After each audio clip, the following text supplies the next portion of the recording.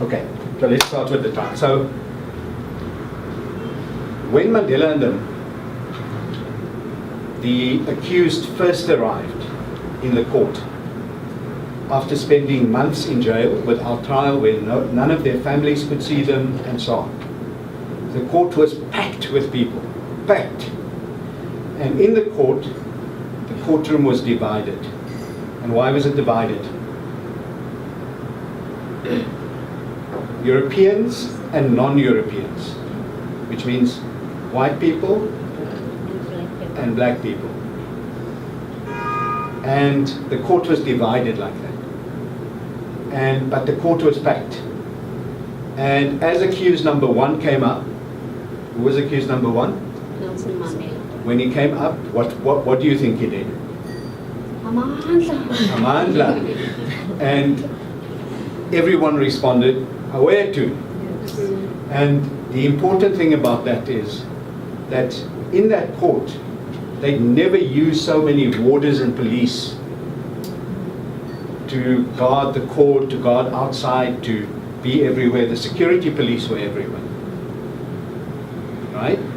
And that shout set the tone, because it was the tone of resistance after the ANC and the PAC had been banned.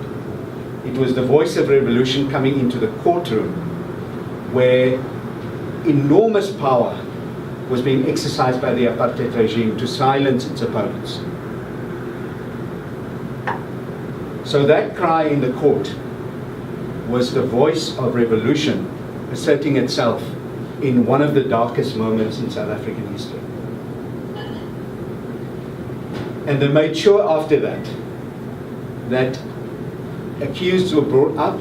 They first said silence in court. Now normally you go in, accused come in, and then you say silence in court. After this, they first said silence in court.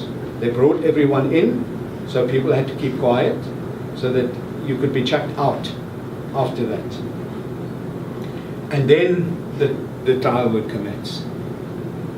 So when the trial commenced, there were people in the trial. What sort of people do you think are necessary in a trial? To make a trial as dramatic as Rivonia was, to make a trial as strong as Rivonia was, but also any trial. What are the people necessary for a trial in a court? Who are the people necessary? Are those who are observing. The people who observe, yes. And also I think, like, in terms of practical ways, the act of the people, the way they talk about it can make something. Okay. Who are the other people that are necessary in the court? You all know. Because you know. Police, yes. Prosecutor, absolutely. Lawyers. Lawyers, absolutely. Judge, absolutely. Can't hear? the witness. Witnesses, absolutely. Translate. Translators, if you need them, yes. And also, media. Media. And court orderlies, people who say stand, sit, and so on, right? And there's another group of people in a court. Snitch. Huh? Well, we've said people, he said people already observed. We'll say that activists, we'll say that activists were the observers. Who else is in the court?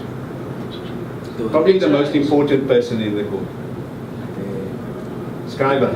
The people like journalists. The recorder. The recorder. The recorder. Yeah. Because everything in a trial is recorded. Okay.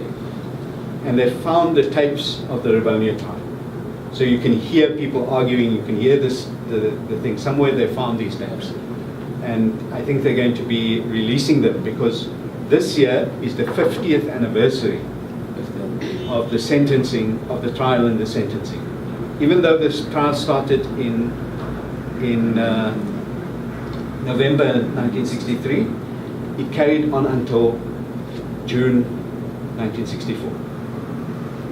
So let's remember, that in that court were, oh, there's one other thing you said, observers, one other group of people that are always important, is the family of the accused.